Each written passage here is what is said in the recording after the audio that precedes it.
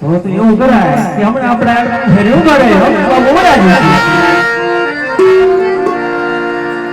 અરે ભલાજી રાયકા ભાઈ આપણે કેમ ઓળખ્યું ભાઈ? અરે રાયકા ભાઈ અમારા મહારાજાને જોઈ અને તમે કેમ ઓળું ભરીને ઉભા છો? અરે મોટી ભાનજી અમે આપની ઘોડે સવારી જોઈ અને અળું નથી ભર્યા. અમે તો અમારી વસ્તુ ભર્યા માટે અળું ભરીને ઉભા હતા પ્રધાનજી.